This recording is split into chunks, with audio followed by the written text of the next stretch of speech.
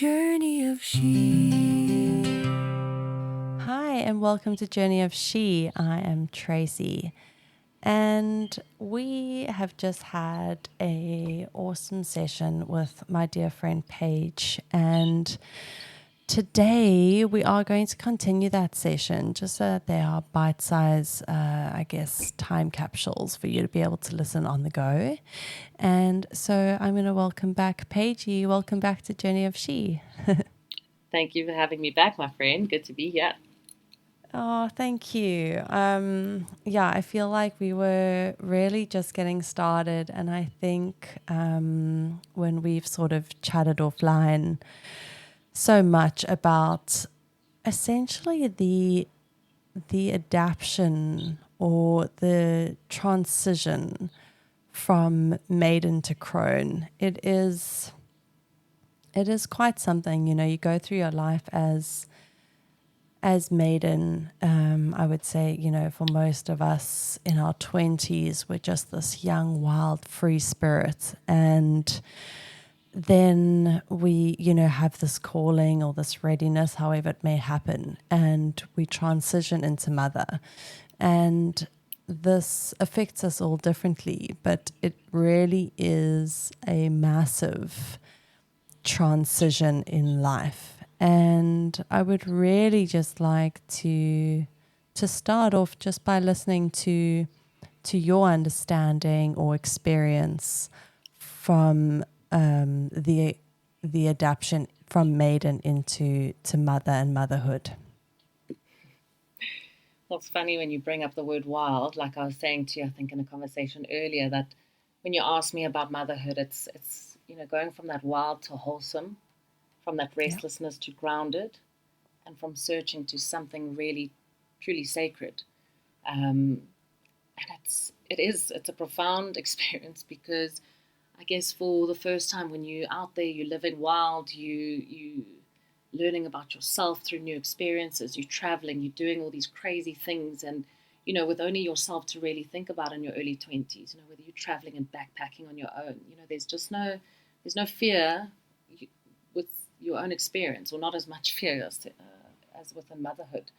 And this introspective journey, I said just now, as a parent, the only way that you can, well, not the only way, but one of the best ways to parent is by putting your best foot forward, because children grow up watching you, and it's a monkey see, monkey do experience. And kind of for the first time ever, you're really aware that there's these little people observing every single movement of yours.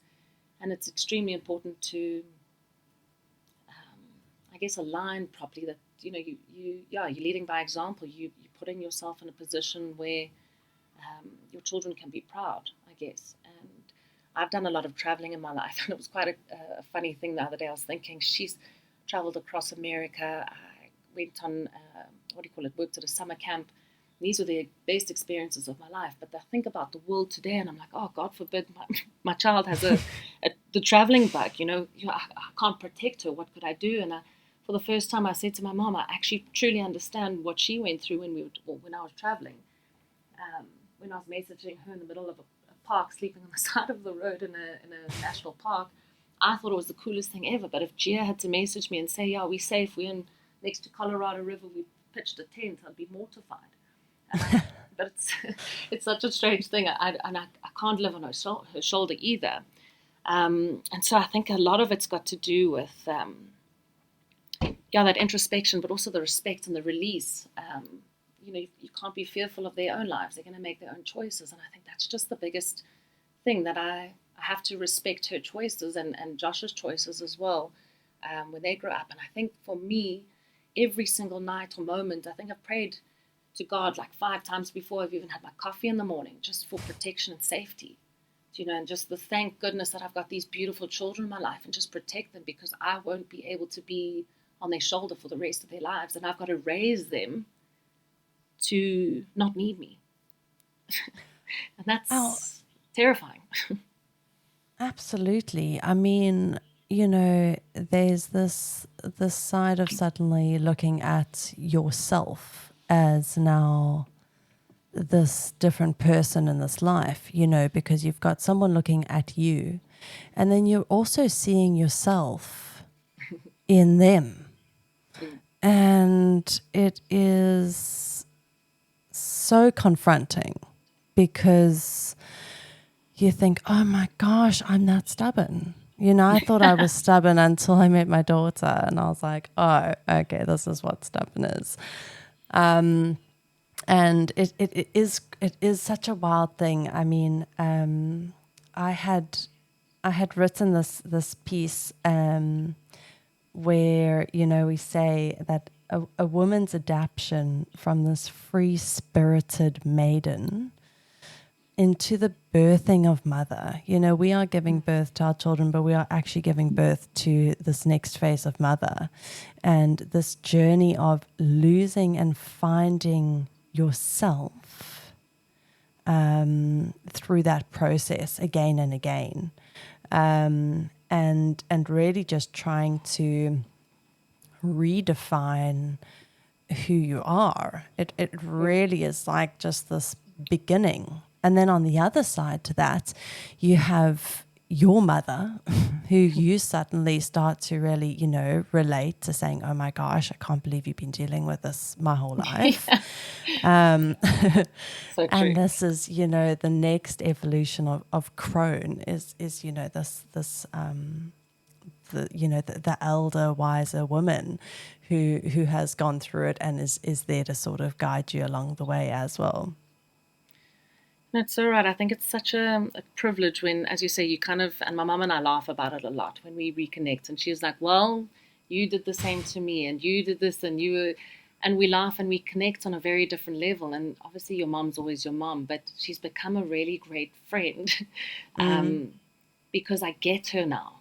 I get her more. She's always understood who I was. She's known me since birth, where, you know, for me growing up, she was my nurturer. Then she was the one that wasn't letting me go out on a Friday night. And then there's the anger and the resentment. And, you know, she's trying to do her best. And you're a teenager. And, you know, now being a mother, I realized when I was a teenager, it was the first time my mom was a mom to a teenager.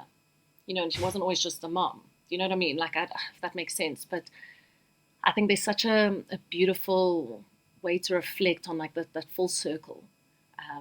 Coming back to and rebuilding that relationship, not that we needed a rebuilding, or adding on to that relationship in a very different way, coming back with new insights and new perspective and an appreciation for our own mothers, realizing what they went through. And I think it's actually pretty humorous at the end of the day, how kind of God works in these mysterious ways of kind of bringing you. And it is a huge transition from maiden to crone. I mean, the first time I actually started realizing these transitions was through your the Journey of She podcast, and realizing that it is it's a bridge to a higher level of yourself and a bridge to understanding ourselves on such a deeper level. Like, that someone else, sorry, Trace, I pressed by accident pause on my, okay, cool.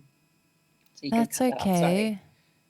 That out, So that's okay. So we'll just, I'll just be quiet. We'll count 3 and then we'll pick it up again.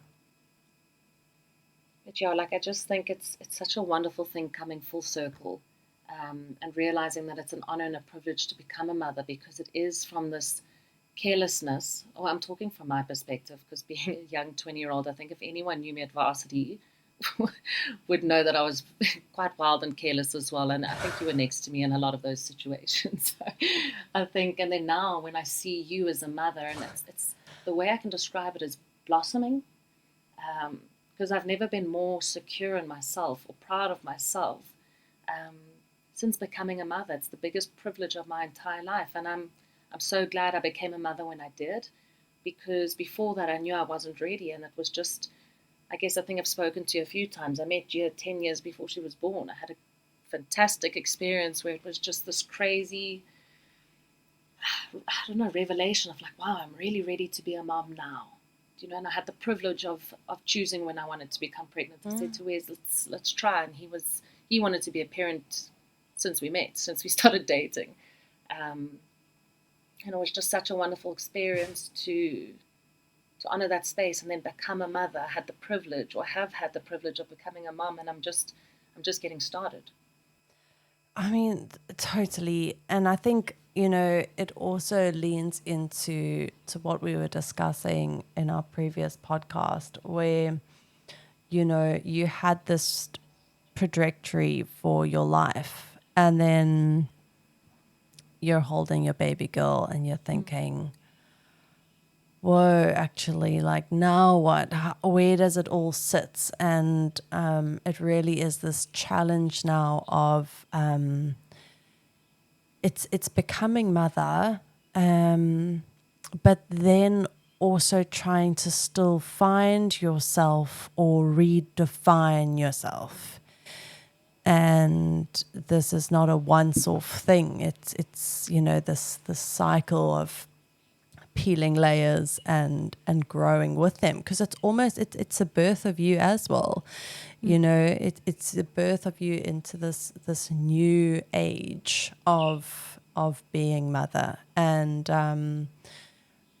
I've also don't want to just say that it's all about just mothering children. It's also like, this phase of life, whether you're a mother or not, whether you've got a fur baby, whether you do or don't want kids, you're still going through this like change from when, you were completely in this maiden era to this mother era. It can be defined in different ways, but it's really like this change of the next, I guess maybe 10 to 20 years or whatever the case is, until you again, bridge into crone. It's, it's trying to find now yourself and how much can you give to each piece. Can you be all mother, but then you lose yourself, and then you're still a partner? And how have you found that balancing act in this sort of motherhood journey so far? I don't know if I found it just yet, because it's crazy. You have these children that depend on you fully, and you try and be the best mother, and you give of yourself, and you realize there's certain aspects of the self, or how good you show up as a partner. I mean, I'll just tell you now, with the lack of sleep just in itself, how it affected everything in my life, about just in terms of what would you call it, your emotional stability, how quickly you get a little bit irritated over certain things, and being a new person through motherhood, you're a new person to your partner as well, and then not being able to sleep in the same bed because now you've got a child who's restless. So it's kind of, as you've described it many times, as when it's full moon, it's not crescent moon, and when it's crescent moon, it's not a gibbous moon. It's each moment of that phase is there, but at different times. Do you know what I mean? And I think it's, for me, I've got a very wonderful partner, Wesley, who is my pillar, my rock, and my stability, just as the sun is always the sun, doesn't go through phases. And I feel as though that he's given me that opportunity to express myself in becoming a mother. He understands when when I can't give of 100% towards him because I'm with my children, with our children. And I think giving yourself that forgiveness of realizing it's fine not to be all of it at once, because when I'm 100% for Josh and Gia, I've probably only had 3 hours of sleep myself. So it's kind of, it is this balancing act. And I think I've taken a huge turn this week, because Josh has slept through, and then last night he woke up once, which now I'm getting the best sleep I've had in not even just the 3 months since he's been born, but also, understand when you're pregnant, you're going to the toilet 52 million times an evening. So you're not getting any sleep then as well. And, when you've got morning sickness, you're irritated, and you're not yourself 100%. And I think the balancing act is being forgiving, that you don't have to, you not don't have to, but if you're not, it's fine. You can be held in a certain way, and I've got a partner that can hold me and say, Paige, go and take a nap, go and rest. I'll do the dishes. that kind of stuff. When doing the dishes is the best foreplay in the world, but I think it's the gentleness you meet yourself with and going, it's okay. You're tired today, and so you're going to be a little bit on edge. I don't know. I know you've gone through that as well, where you're absolutely exhausted, but you wouldn't have it any other way because you want to give to your children. And your partner, but your partner's at least a little bit more understanding because they don't need your milk right now. Completely. I think it's also, it's finding your tribe and a safe space, and I think feeling pretty extremely blessed to have that, because it's not always the case, and you really think, oh my gosh, it's so tough. I can't imagine it, being even tougher. And you think about all the women out there that can't share that, that feeling, and you just think, oh my gosh, there's a lot. And I think it really is also about just creating these support structures and mental health check-ins with moms. And I think, I just couldn't believe having a baby, and then I just thought, oh my gosh, there's just not enough support. Like, there's not enough conversation about what is truly going on in the mind of a mother, and how was I not learning about prenatal depression in life skills at school or things like that. I was just completely oblivious. And there's so many, touch points on this. And I think the real takeaway from hearing you speak is really just giving yourself grace and trying to just be in the space of accepting where you are and how much you can be, to yourself, to your significant other, and to your children. And I think, if anything, this journey of mother is truly just to sort of hold hands with the other mothers, and we can almost, I feel like I walk down the street and see another mom with a baby strapped, and you sort of look at each other and you're just like, hey babes, you're doing great, girl. And I think it is just this club that you suddenly can enter, where you really, I think you can bond over your struggles, and not saying it's all a struggle, but really there is some unity in being honest about the I guess the pain that comes with all the good, amazing stuff at the same time. All in the trenches together, You do. It's like that. When people just walk across the street and you've just got that nod, you don't even have to say anything, because it is this club of people. And I think it's all about grace, as you've just said. It's truly the most magnificent experience. But it just, in terms of a humorous thing, I saw the other day on Instagram, it was like, the wildest people that ever go out is not bachelor parties or bachelorette parties. It's a couple of mothers getting together who've got 48 hours to literally get it all out. A couple of glasses of wine. And I was like, yes, that is so true. It is, because we all understand one another. You don't have the kids, you don't have the partner. And it's kind of like everyone getting together and understanding the pain, the beauty, the lack of sleep, the sacredness of it all. It's a massive melting pot of all these different emotions together, and it's a beautiful space. Totally. Mom's gone wild, eh? Well, Paige, thank you for honestly just sharing your light. It really is, it's just so good to hear what you have to say. And I think if anything, if there's anyone listening on the other side of this and you're feeling, you know, that you are stuck in the trenches, just to know and to reach out and to look up and just breathe through, there will be, you know, a light at the other side of it, and what doesn't kill you makes you stronger, and it really is the most beautiful journey. And my Paige, thank you so much for your time today. I love you, my friend. Thank you for the space, always. Thank you. Thanks so much. Have a beautiful day. That's Journey of She.